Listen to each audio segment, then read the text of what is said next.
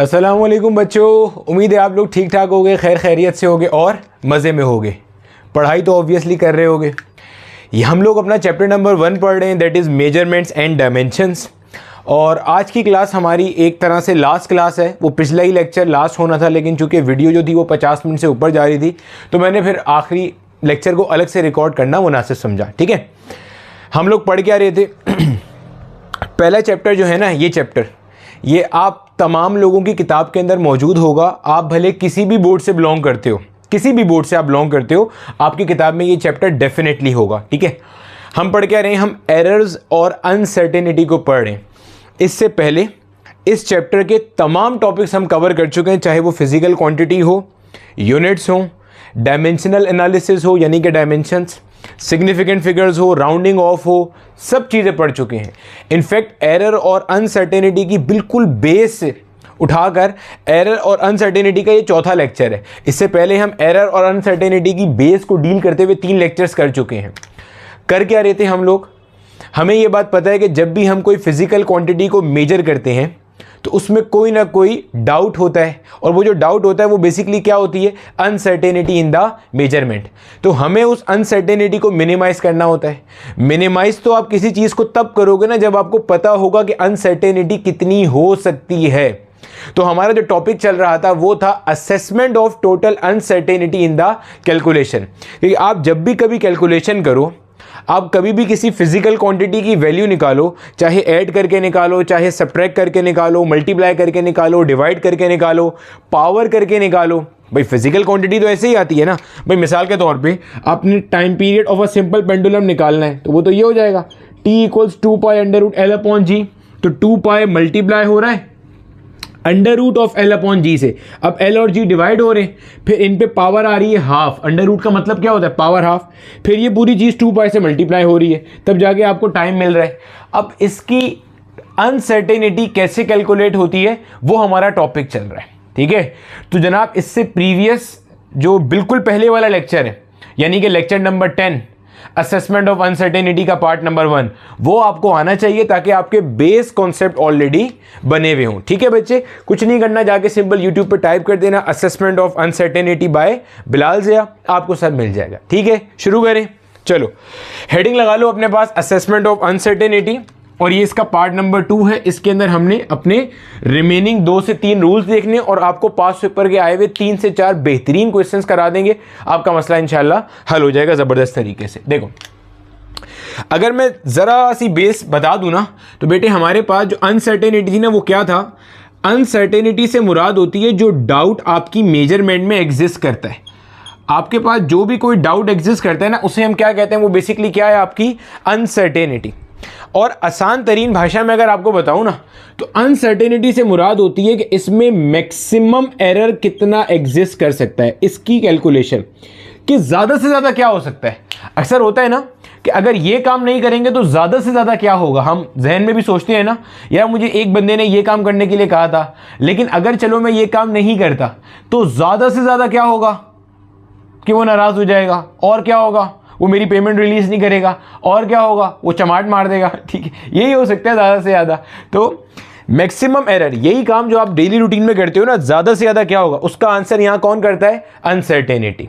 तो हम कर क्या रहे हैं, किसी भी फिजिकल क्वांटिटी की वैल्यू को मालूम करते हुए ज़्यादा से ज़्यादा कितना एरर आ सकता है वो निकाल रहे हैं। ठीक है, इससे पहले हम 2 रूल्स कवर कर चुके हैं, एडिशन सब्ट्रैक्शन का रूल और मल्टीप्लिकेशन डिवीजन का रूल, जो इससे बिल्कुल पहली वाली वीडियो के अंदर हमने कवर किया है। अब हमने मजीद 2 रूल्स कवर करने, गौर से देखो बोर्ड पे, मैं पहले रूल लिख रहा हूं फिर समझा रहा हूं। ये बेटे हमारे पास रूल है किसी भी ऐसी क्वांटिटी का जो कि पावर के ऊपर मौजूद है।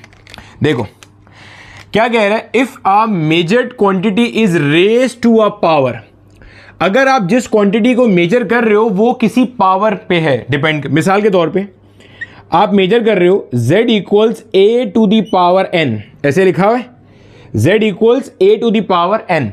z से मुराद बच्चे वो फिजिकल क्वांटिटी है जो आप मेजर कर रहे हो, और z किसी क्वांटिटी पे डिपेंड कर रहा है जिसका नाम क्या है, a, और उसकी पावर क्या है, n। मिसाल दे देता हूं, वॉल्यूम ऑफ स्फीयर का फॉर्मूला होता है हमारे पास, v = 4/3 πr³ वॉल्यूम डिपेंड करता है रेडियस के क्यूब पे।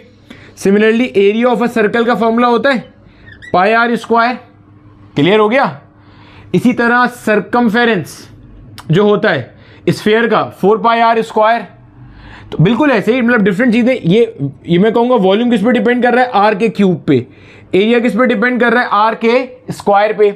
ऐसे ही मैंने कहा कोई एक जनरल फिजिकल क्वांटिटी है z जो किसी क्वांटिटी a पे डिपेंड कर रही है raise to the power n। n can be any value, n can be any number. अब ये क्या कह रहा है, if a measured quantity is raise to a power, यहां तक की बात समझ में आ गई।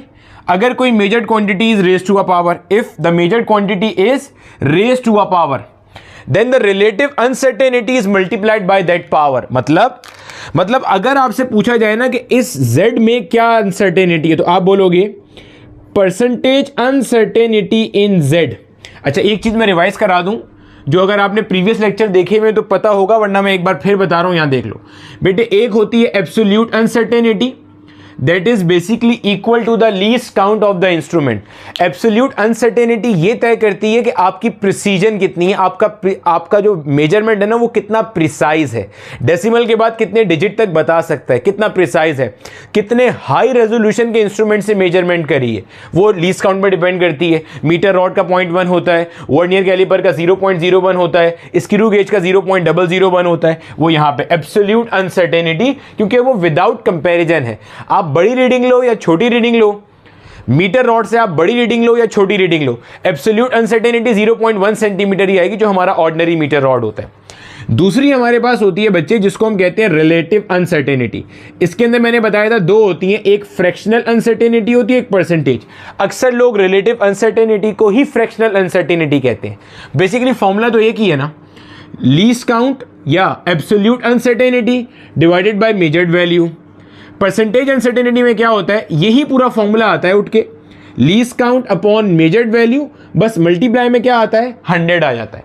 परसेंटेज अनसर्टेनिटी जो होती है वो आउट ऑफ 100 लिखी जाती है, और जो दूसरी होती है फ्रैक्शनल अनसर्टेनिटी, ये आपके पास आउट ऑफ 1 लिखी जाती है। बस ये फर्क होता है और कोई फर्क नहीं होता। क्लियर हो गया। चलो अच्छा, अब मैं क्या कह रहा हूं, परसेंटेज अनसर्टेनिटी इन z जो है बेटे वो बराबर किसकी होगी, गौर से देखना। जो भी पावर है n मल्टीप्लाइड बाय जो इसकी परसेंटेज अनसर्टेनिटी है, परसेंटेज अनसर्टेनिटी इन a। क्या बोला मैंने, पहले इसको समझो फिर इसको दोबारा पढ़ते हैं।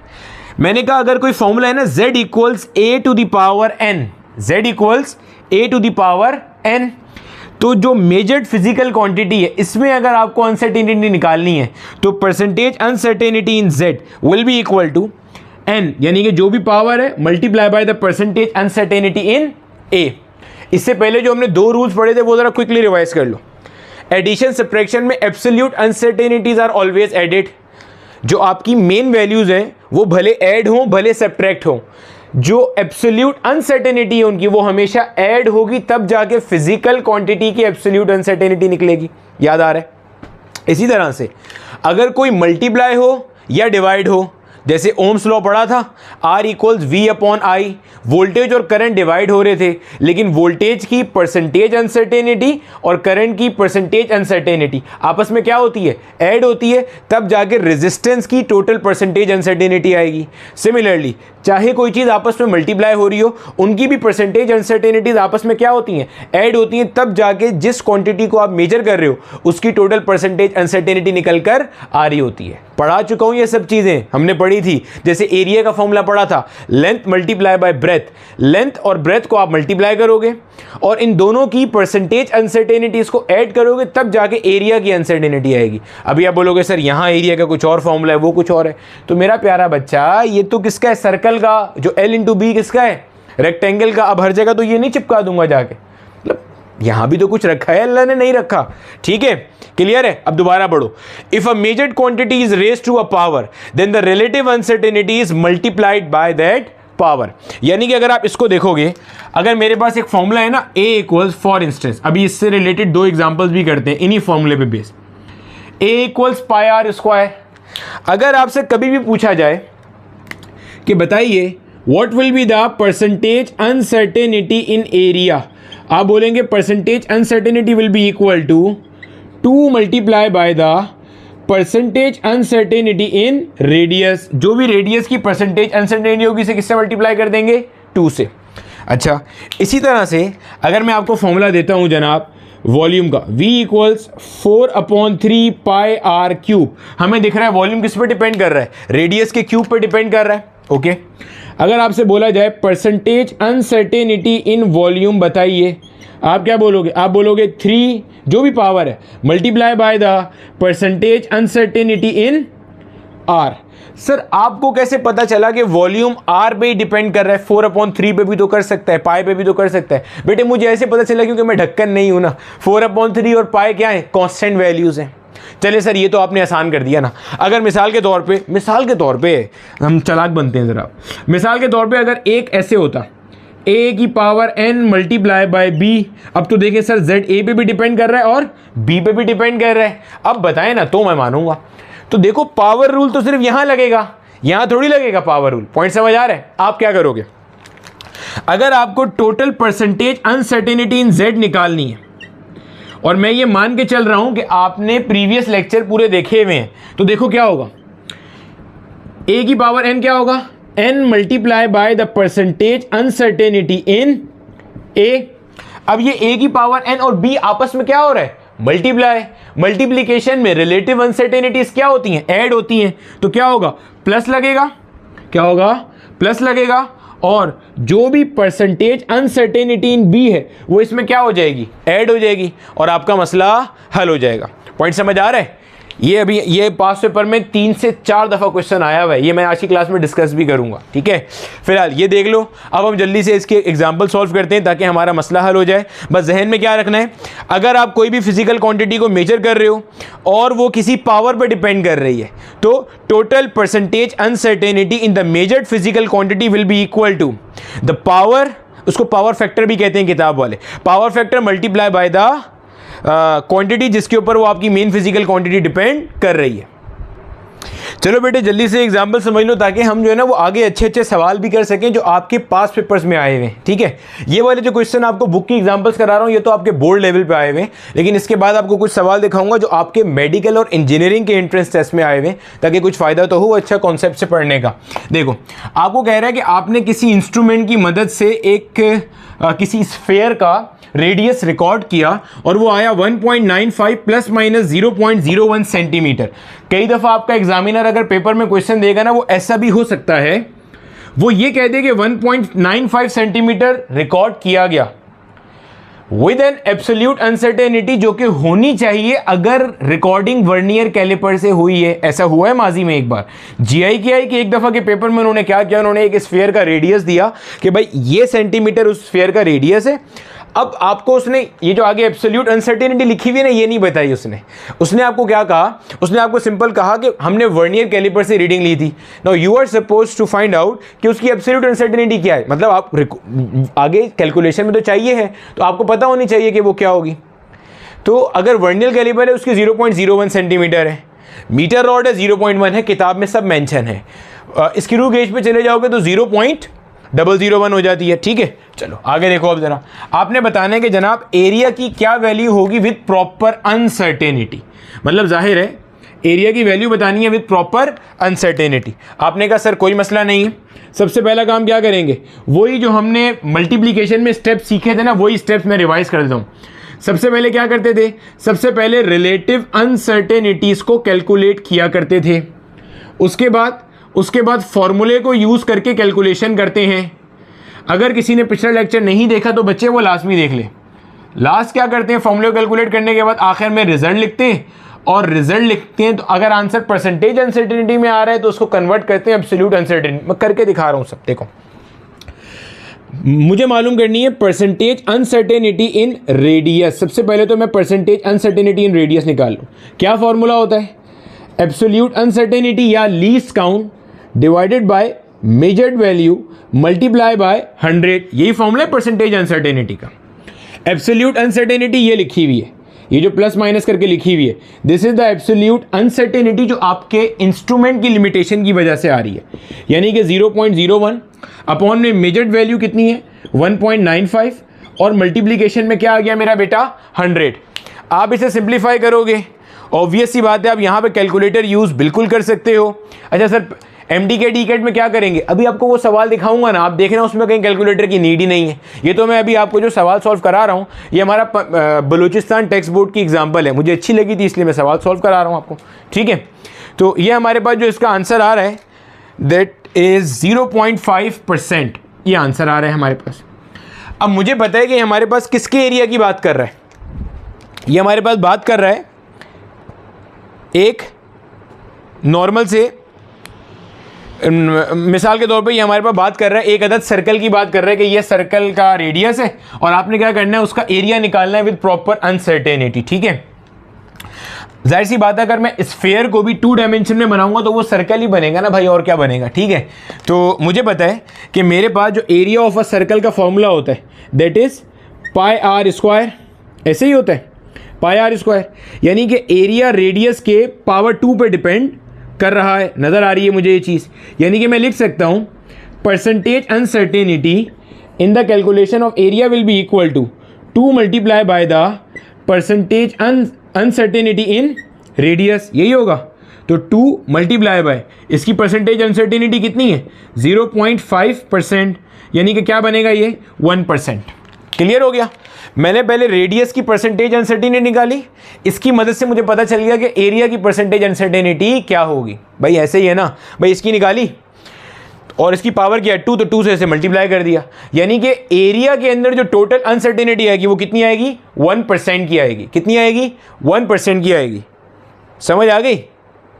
अभी इससे तुम्हें एक और चीज़ समझ में आएगी थोड़ी सी देर में, ठीक है।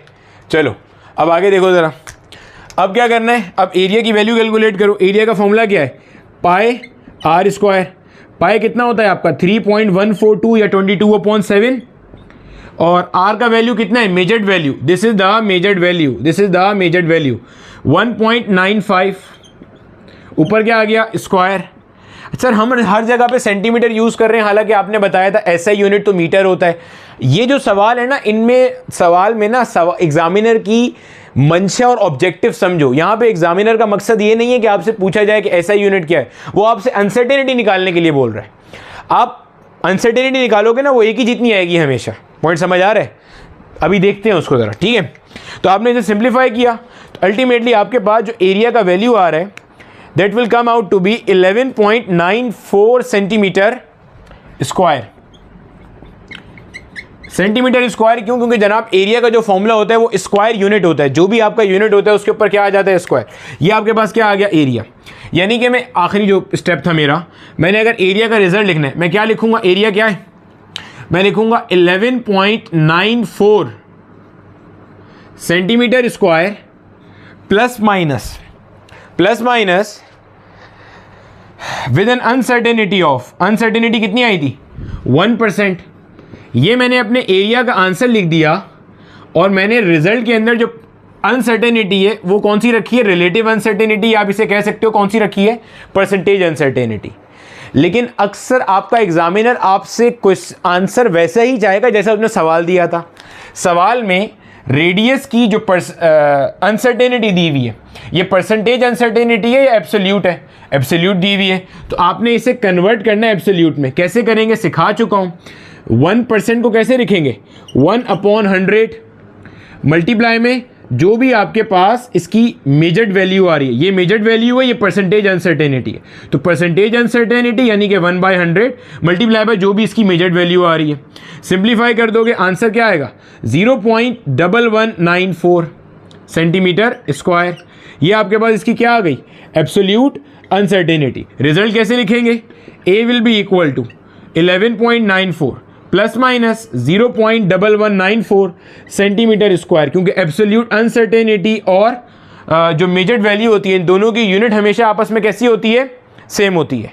अब अगर आप इसको नोट करोगे तो बस इसको अब आपने क्या करना है, इसको आपने राउंड ऑफ करना है। राउंड ऑफ करोगे 0.119 हो जाएगा और राउंड ऑफ करेंगे तो ये क्या बन जाएगा 0.12 सेंटीमीटर स्क्वायर। क्लियर हो गया बच्चे। अमूमन हमने देखा था, ये पहले भी देख चुके हैं जब हम मल्टीप्लिकेशन वाले क्वेश्चंस कर रहे थे, कि इस परसेंटेज अनसर्टेनिटी को या एब्सोल्यूट अनसर्टेनिटी जो हम आखिर में लिख रहे होते हैं ना एब्सोल्यूट अनसर्टेनिटी, उसको सिग्निफिकेंट फिगर वाले कैलकुलेशन के स्टेप के हिसाब से रखते हैं। आसानी के लिए बता देता हूँ, बिल्कुल परेशान नहीं होना। डेसिमल के बाद 2 डिजिट या 3 डिजिट में आपका 90% आंसर होगा। 3 डिजिट करके देख लेना, ऑप्शन में है तो ठीक है, वरना 2 डिजिट करके देख लेना। ये मैंने आपको एक जुगाड़ बताई है, वरना तो सिग्निफिकेंट फिगर वाला तरीका देखना होगा कि जब भी आप मल्टीप्लिकेशन करते हो तो जो least number of significant figure वाला फैक्टर होता है उसके लिहाज से आपको रखना होता हैगा। ठीक है, क्लियर हो गई यहाँ तक बात सारी की सारी, आपकी समझ आ गई। एक एग्जाम्पल और लिख रहा हूँ, लेकिन वो सॉल्व आपने खुद करनी है। अब देखो मेरा बेटा, ये हमारे पास जो है ना सवाल में वॉल्यूम ऑफ अ स्फीयर की इक्वेशन दी हुई है। ये पंजाब टेक्स्ट बोर्ड की एग्जांपल है और ये आपको रेडियस दिया हुआ है जो आपने किसी इंस्ट्रूमेंट की मदद से मेजर किया है। सबसे पहला काम क्या करोगे, आप बोलोगे जनाब percentage uncertainty in the calculation of radius. कैसे आएगा, जो भी जनाबे वाला इसका लीस्ट काउंट है या एब्सोल्यूट अनसर्टेनिटी है, divided by the measured value multiply by the 100। यहाँ से आप वैल्यू निकालोगे तो अल्टीमेटली आपके पास जो आंसर आ रहा है वो हमारे पास आंसर आ रहा है 0.4%। ठीक है, ये आंसर आ जाएगा उठ के तकरीबन 0.4%। अच्छा, अब देखो बच्चे, यहाँ पे अगर आप चीज़ को नोट करोगे ना भाई, यहाँ पे मेन चीज़ सिखाना ये मकसद है कि आपने यहाँ पे 0.4 क्यों लिखा। हालांकि आपका आंसर तो डेसिमल में और आगे तक जा सकता था। आप ये वाली चीज़ जो है ना बच्चे, मैंने सिग्निफिकेंट फिगर्स में समझाई थी, एक बार फिर से समझ लो। यहाँ पे जब आप मल्टीप्लिकेशन डिवीजन करते हो ना तो आप least number of significant figures को देखते हो। इसमें कितना है 1, इसमें कितना है 1, इसमें कितना है 3, यानी कि सबसे छोटा नंबर ऑफ सिग्निफिकेंट फिगर्स किसमें है, इसमें 1 है, इसमें 1 है, इसमें 1 है। मतलब 1 से मुराद ये 1 नहीं है, सिग्निफिकेंट फिगर्स की कुल तादाद देखनी है। इसमें कुल तादाद सिग्निफिकेंट फिगर्स की 1, इसमें भी 1, इसमें 3, ये भी सिग्निफिकेंट, ये भी और ये भी। तो आपके आंसर में कम से कम वाले के बराबर होने चाहिए। अगर यहाँ 1 होता, मिसाल दे रहा हूँ, यहाँ 2 होते, यहाँ 3 होते तो आप 1 रखते हैं आंसर में। यहाँ 2, यहाँ 3, यहाँ 4 तो आप 2 रखते हैं आंसर में। यहाँ 5, यहाँ 6, यहाँ 7 तो आप 5 रखते हैं आंसर में। लेकिन अभी चूंकि 1 है तो आपने यहाँ पे आके राउंड ऑफ करके रोक दिया।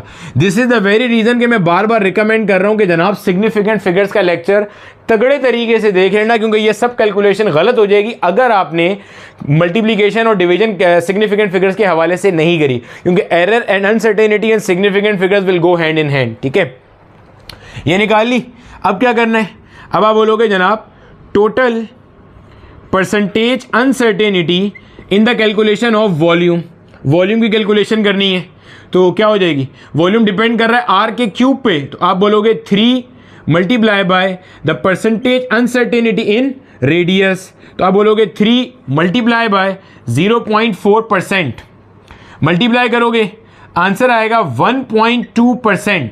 अब मिसाल के तौर पे मिसाल दे रहा हूँ, जैसे पिछला वाला सवाल था ना, उसमें मैंने बल्कि लिखते हुए गलती करी थी, वो सही कर लेना अपने पास। अभी मैंने क्या करा था, 0.5 को 2 से मल्टीप्लाई करके ना 1 लिखा था। ये गलती नहीं करना, क्लियर हो रहा है। आपने इसको 1.0 लिखना है। क्या लिखोगे 1.0। क्यों, क्योंकि पिछले वाले सवाल में आप देखो आपके पास जो चल रहा था वो क्या था, पिछले वाले सवाल में जो था वो क्या था 1.95 प्लस माइनस 0.01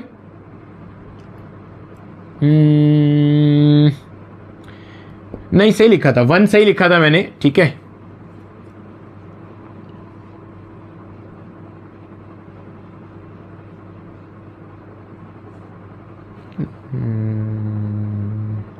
एक मिनट जी बेटे, बिल्कुल मैं सही कह रहा था। आपने 1.0 करना है, मैं उसे वही अपना क्रॉस चेक कर रहा था। जब आप इसको मल्टीप्लाई करोगे ना तो 2 5 10 और ये इधर चला गया और ये 1 एज इट इज आ गया। अब हमने ये चीज़ सिग्निफिकेंट फिगर की कैलकुलेशन में पढ़ी हुई है कि डेसिमल के बाद वाला जो 0 होता है, वो जो टर्मिनेटिंग 0 होता है, वो बेसिकली आपके पास क्या होता है, सिग्निफिकेंट होता है। ठीक है, तो ये मुझे भी कन्फ्यूजन हो रही थी, बहरहाल ठीक हो गया। आपने इसको चेक कर लेना है, वो 1.0% है। तो ऐसे ही आ गया, ये हमारे पास क्या आ गया 1.2% आ गया।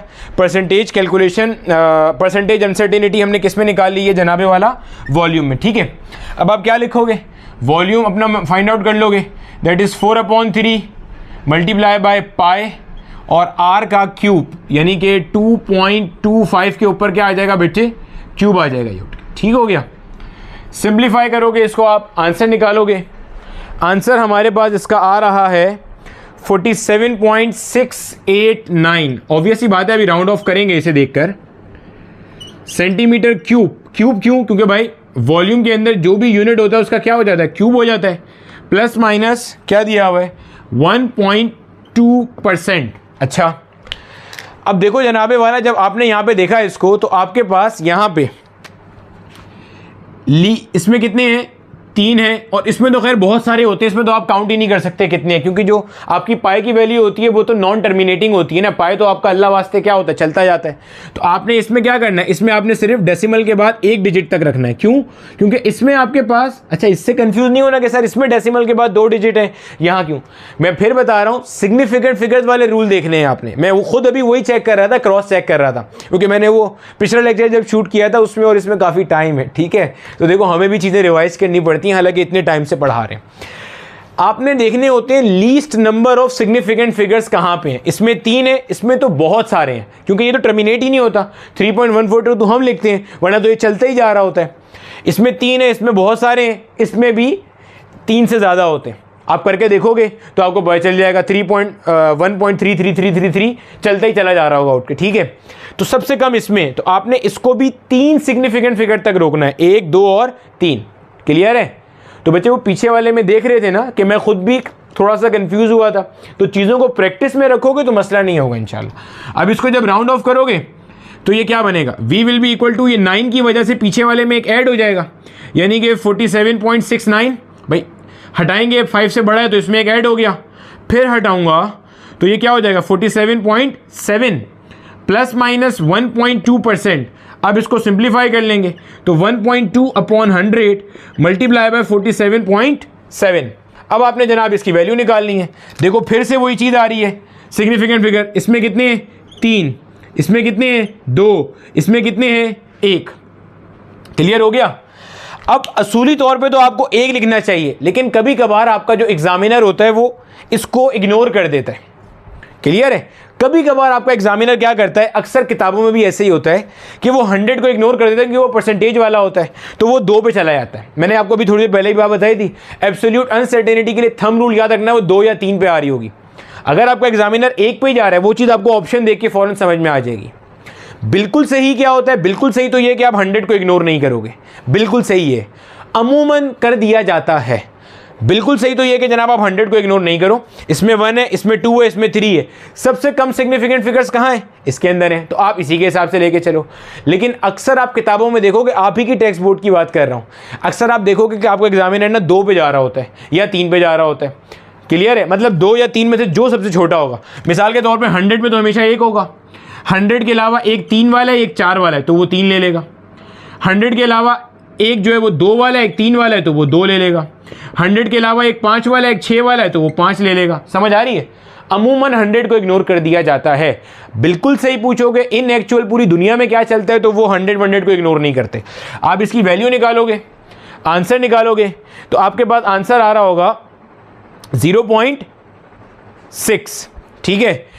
अब ये मैंने पंजाब बोर्ड से उठा के लिखा है, उन्होंने अल्टीमेटली इसको इग्नोर नहीं किया, तो 1 के हिसाब से इन्होंने लिखा है, एक ही सिग्निफिकेंट फिगर लिखा है। लेकिन आप यही चीज़ बलूचिस्तान बोर्ड में देखोगे या किसी और बोर्ड में देखोगे, तो वो अल्टीमेटली 100 को इग्नोर करते हैं और उसको लिख रहे होते हैं। तो परेशान नहीं होना। क्लियर हो गया? अब इसका अच्छा तरीका पता है क्या होता है, यानी जब मैं एज ए स्टूडेंट था ना, मैं क्या करता था, मैं ये करता था, मिसाल के तौर पर मेरा वॉल्यूम का आंसर आया y प्लस माइनस 0.62।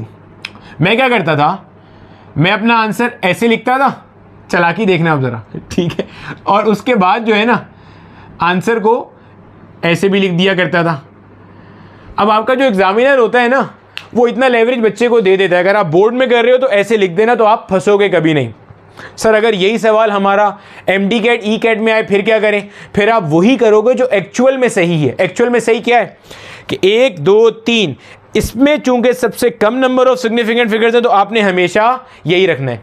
लेकिन अगर आप जो मेरे प्रीवियस लेक्चर देखोगे, उसमें जो मैंने बात बताई थी, उसमें आप देखो हमने बलूचिस्तान बोर्ड की एग्जांपल सॉल्व की थी, उसमें भी 100 था, लेकिन वहां पे 2 सिग्निफिकेंट फिगर आ रहे थे आंसर में। तो ये था। क्लियर हो गया कैसे करना है? साथ साथ जुगाड़े भी बताता जा रहा हूँ। मैं भले पेपर में ऐसे लिखा करता था अपने बोर्ड के पेपर में, और मुझे नंबर पूरे मिले थे A to Z पूरे नंबर मिले थे मुझे। ठीक है? तो एग्जामिनर बच्चे को लेवरेज दे देता है, यहाँ पे कोई इशू नहीं होता इतना बड़ा, रॉकेट साइंस नहीं होती। ठीक है? MD कैट ई कैट में आपने बहरहाल वही करना है जो बिल्कुल ठीक है, यानी कि सबसे कम नंबर ऑफ सिग्निफिकेंट फिगर वाला मल्टीप्लीकेशन डिवीजन में उतने आंसर आएंगे, मतलब आंसर में उतने सिग्निफिकेंट फिगर्स होंगे। आगे चलें। ठीक है बेटे, मैं उम्मीद करूंगा कि आप लोग जो पुराने वाला रूल मैंने समझाया ना, एब्सोल्यूट अनसर्टेनिटी को लिखने वाला और तमाम कैलकुलेशन वाला, उसमें सिग्निफिकेंट फिगर को अच्छे से समझ गए होगे, मुझे बताना लाजमी। अब हमारे पास क्या है जनाब, अनसर्टेनिटी इन एवरेज वैल्यूज। ठीक है, अगर आपके पास मिसाल के तौर पे, जैसे हमने आपको याद होगा ना एक बात की थी कि अगर आपके पास एक्सपेरिमेंट में रैंडम एरर आ रहा हो बार बार, तो उसको हटाते कैसे हैं। रैंडम एरर को जनाब हटाने का तरीका ये होता है कि आप स्टैटिस्टिकल मेथड यूज़ करते हो ना। व्हाट इज स्टैटिस्टिकल मेथड, कि आप एक ही एक्सपेरिमेंट को बार बार परफॉर्म करते हो। जब आप बार बार परफॉर्म करोगे तो एरर भी बार बार आएगा। अब उस केस में क्या किया जाए, तो वो एरर। ठीक है, find the average of the measured values. आपके पास जितनी भी मेजर्ड वैल्यूज आएंगे, सबसे पहला काम आपने क्या करना है, उनका एवरेज निकालना है। साथ साथ ये एग्जांपल भी देखते जाओ। आपके पास 6 रीडिंग मौजूद है जो आपने माइक्रोमीटर स्क्रू गेज से मेजर करके निकाली है रीडिंग्स, 1.20, 1.22, 1.23, 1.19, 1.22 एंड 1.21।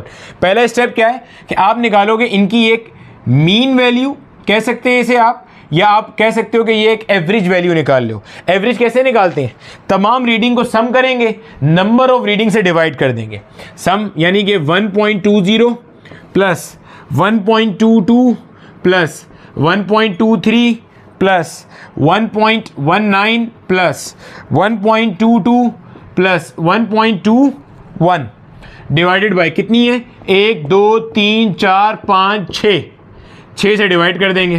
क्लियर हो गया, जमा करा सबको भाई, डिवाइड किया, आंसर आ रहा है 1.21।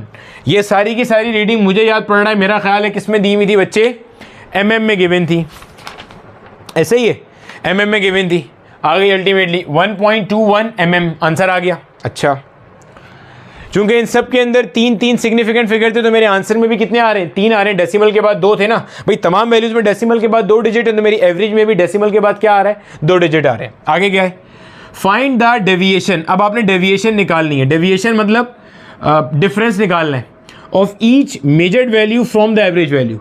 हर मेजर्ड वैल्यू को आपने डिफरेंस निकालना है इससे। मिसाल से समझते हैं बात को, देखो 1.21 में से अगर मैं इसको माइनस करूं, आंसर आता है 0.01। समझ रहे हैं, ये डेविएशन है। ये क्या है, डेविएशन। डेविएशन कैसे निकाली, average value minus measured value, average में से इसको माइनस किया, ये आया। अब यहां देख लो 1.21 में से फिर इसको माइनस किया, क्या आ रहा है, 0.01, यही आ रहा है। फिर माइनस किया, क्या आंसर आ रहा है, 0.01। अच्छा यहाँ देखो 1.21 माइनस करूंगा इसमें से इसको, मतलब आप बड़ी वैल्यू में से छोटी वैल्यू को निकालते जा रहे हो, 0.02 आ रहा है। फिर 1.21 में से इसको माइनस करोगे, 0.02 आएगा। फिर 1.21 में से इसको माइनस करोगे, 0.01 आएगा। फिर 1.21 में से इसको माइनस करोगे, आंसर क्या आएगा, 0। ये आपके पास डेविएशन आ गई। Find deviation of each measured value from the average value, निकाल लिया। अब आपने मीन डेविएशन निकालनी है। मीन डेविएशन भी बेसिकली आपकी क्या है, अनसर्टेनिटी। मीन कैसे निकालेंगे, इन सबको जमा करेंगे, 0.01 प्लस फिर से 0.01 प्लस ये कितना है, 0.02 प्लस 0.02, दोनों को जमा कर लिया, और प्लस 0.01। सही हो गया, सही है। 0.01 0.01, फिर ये 2 जमा हुए, फिर ये जमा हुआ, प्लस और आगे तो 0 ही है। डिवीजन में क्या आ जाएगा, 6। ये आप क्या निकाल रहे हो, this is the mean deviation. और ये जो आपकी मीन डेविएशन है ना, यही बेसिकली आपकी क्या है, अनसर्टेनिटी है। जमा करेंगे, 1 और 1 2, 2 और 2 4, 4 2 6, 6 और 1 7, 0.07 डिवाइडेड बाय 6। आपके पास जो आंसर आ रहा है, answer is coming out to be 0.01। वही है ना भाई, डेसिमल के बाद 2 डिजिट थे, आंसर में भी डेसिमल के बाद 2 डिजिट आ रहे हैं, यहाँ भी आंसर में डेसिमल के बाद क्या आ रहे हैं, 2 डिजिट आ रहे हैं। ये क्या कर रहा है भाई, जब एडिशन करते हैं तो डेसिमल के बाद उतने ही डिजिट रखते हैं जितने के कम से कम, मतलब एक में डेसिमल के बाद 3 डिजिट है, एक में 4 डिजिट है, एक में 5 डिजिट है, तो आप कम से कम वाला देख लेते हो। एडिशन सब्ट्रैक्शन का रूल अलग है, पढ़ा चुका हूँ ये सब, ठीक है। ये आ गया आपके पास, ये आपके पास आपका मीन एरर आ गया। तो आप फाइनल आंसर क्या लिखोगे, आप बोलोगे आपकी जो एवरेज वैल्यू में रिजल्ट आ रहा है ना, वो है 1.21 प्लस माइनस 0.01 mm। क्लियर हो गया, ये हमारे पास रिजल्ट आ रहा है, यानी कि this is the average value और उसमें ये हमारे पास एवरेज एरर आ रहा है।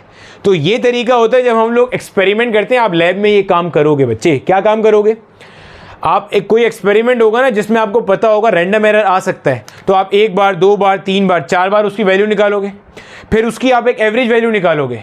हर दफ़ा जो एरर आएगा उन सब एरर से एक मीन एरर निकालोगे और आंसर को ऐसे लिखोगे कि this is your final measured value, average of measured value plus minus the average of error. Clear हो गया? आप देखो आपका जो एरर है वो समझ में आ रहा है, एवरेज होके आ रहा है वहाँ पे, ठीक है। तो ये एवरेज वैल्यूज में निकालने का तरीका था। अब देखो मेरा बेटा, हमारे पास जो है ना वो कई सारे एक्सपेरिमेंट ऐसे होते हैं जिसमें ना आप स्टॉप वॉच की मदद से क्या मालूम कर रहे होते हो, टाइम मालूम कर रहे होते हो।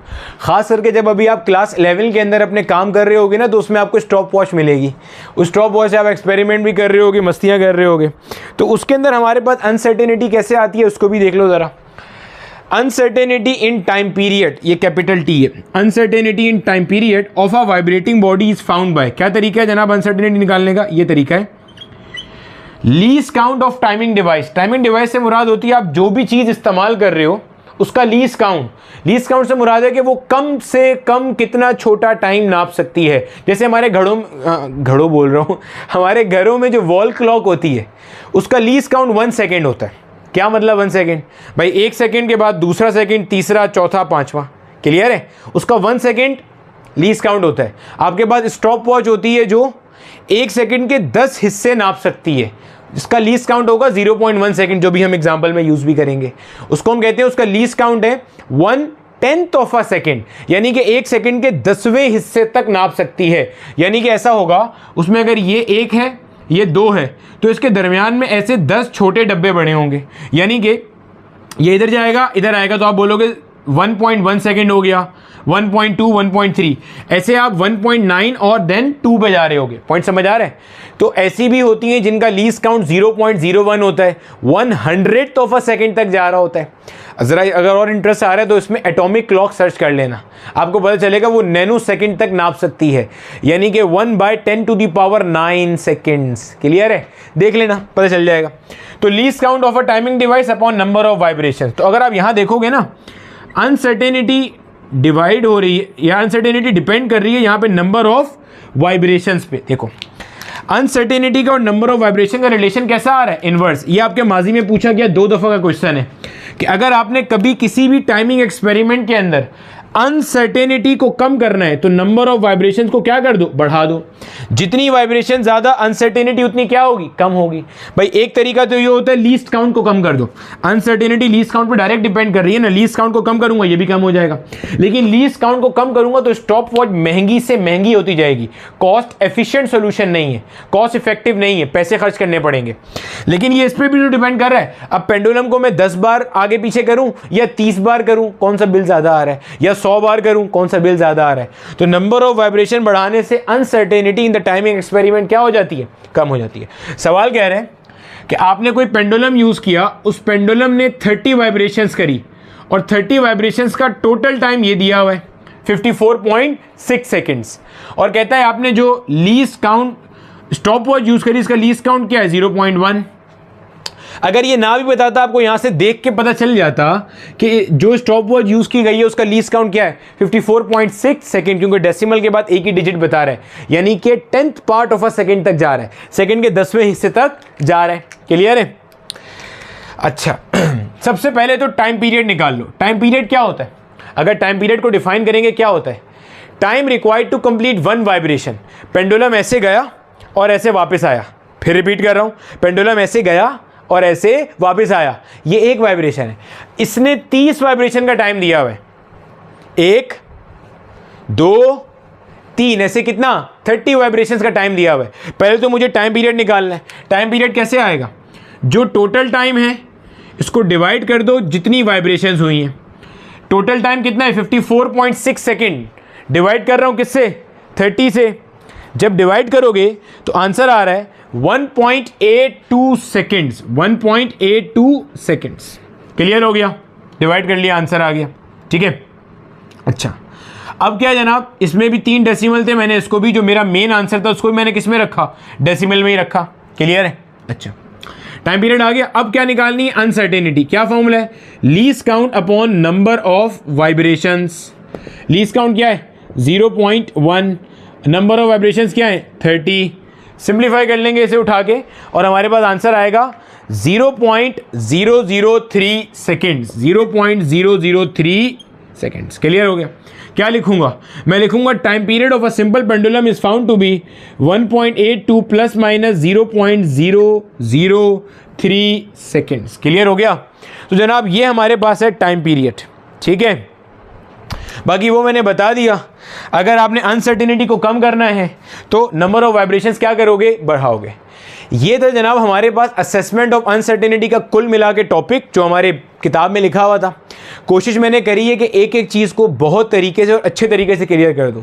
अब 2 से 3 सवाल मैं आपको क्विकली जो हमारे पास पेपर के हैं वो करा देता हूं ताकि आपका एक आइडिया हो जाए कि पास पेपर के क्वेश्चंस किस तरह के हैं।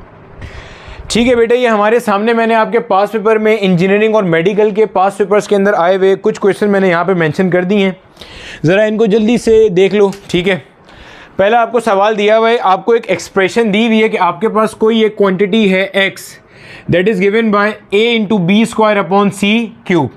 आपको कह रहा है percentage uncertainty in a, b and c are 1%, 3% and 2% respectively. Respectively का मतलब ये है कि जिस ऑर्डर में ये a, b, c लिखा हुआ है उसी ऑर्डर में ये है, यानी कि a के अंदर 1% है, b में 3 है और c में 2% है। आपने बताना है परसेंटेज अनसर्टेनिटी इन x। देखो a पे पावर क्या है? 1 मल्टीप्लाई बाय b पे पावर क्या है? 2 अपॉन c पे पावर क्या है? 3। हमें पता है मल्टीप्लिकेशन एंड डिवीजन के अंदर जो रिलेटिव अनसर्टेनिटीज है या परसेंटेज अनसर्टेनिटीज है वो क्या होती हैं? ऐड होती हैं। तो 1 क्योंकि a की पावर 1 है, a की क्या है? प्लस माइनस 1%, या इसको प्लस माइनस ना लिखो, अभी कंफ्यूज हो जाओगे क्योंकि आपने तो इसे ऐड ही करना है। प्लस हमेशा ऐड होती हैं। बी स्क्वायर, स्क्वायर का मतलब 2 बाहर आया, मल्टीप्लाई बाय बी की परसेंटेज अनसर्टेनिटी क्या है? 3% प्लस 3 मल्टीप्लाई बाय और सी की क्या दी हुई है जनाब? 2%। भाई साहब समझ आ रहा है ये मैं क्या कर रहा हूँ? देखो मैंने क्या किया, ए की पावर 1 थी तो पावर मल्टीप्लाई होती है परसेंटेज अनसर्टेनिटी से, देन प्लस। प्लस क्यों आया? मल्टीप्लिकेशन एंड डिवीजन में percentage uncertainties are always added. पढ़ा चुका हूं ये, यानी कि अगर आपने टोटल परसेंटेज अनसर्टेनिटी एक्स की निकालनी है तो ऐसे निकलेगी। ये आपने ए के लिए करा, ये बी के लिए करा, ये सी के लिए करा, और ये ऐड क्यों करा? क्योंकि मल्टीप्लिकेशन डिवीजन में हमेशा क्या होता है? ऐड होता है। तो 1% प्लस 2 3 जा 6% प्लस 3 2 जा 6%, 6 और 6 12, 12 और 1 13, यानी कि ये इसका सही आंसर था। अब इतना बकरी सा क्वेश्चन आया हुआ है, अगर आपको नहीं आता हो तो मसला हो जाएगा। अब ये सवाल आपने खुद अटेम्प्ट करना है। a का स्क्वायर, b का क्यूब, c पे कोई पावर नहीं है मतलब 1 है, d का अंडर रूट, अंडर रूट का मतलब होता है पावर हाफ। मेरे लिहाज से इसका आंसर आना चाहिए 14%। करके देखना, ये भी माजी में आया हुआ एक क्वेश्चन है। अब मैं आपको ऊपर वाला सवाल समझा दूं ज़रा। ठीक है, देखो ज़रा, चलो अब देखो ज़रा। और इससे वो जो स्टार्ट में हम एक बात बता रहे थे ना सिग्निफिकेंट फिगर के रूल वाली मल्टीप्लिकेशन डिवीजन, वो भी यहाँ से क्लियर हो जाएगी। आपको कह रहा है आपने मास मेजर किया, ये एब्सोल्यूट अनसर्टेनिटी, वॉल्यूम मेजर किया, ये रहा। कह रहा है परसेंटेज अनसर्टेनिटी बतानी है किसमें? डेंसिटी में। डेंसिटी का, वैसे तो डेंसिटी को रो से रिप्रेजेंट करते हैं। डेंसिटी का फॉर्मूला क्या होता है? मास अपॉन वॉल्यूम, यानी कि मास और वॉल्यूम आपस में क्या हो रहे हैं? डिवाइड हो रहे हैं। तो जो परसेंटेज अनसर्टेनिटी मास की होगी वो ऐड होगी जो परसेंटेज अनसर्टेनिटी वॉल्यूम की होगी उसमें। जब जोड़ोगे तो total percentage uncertainty in density आएगी।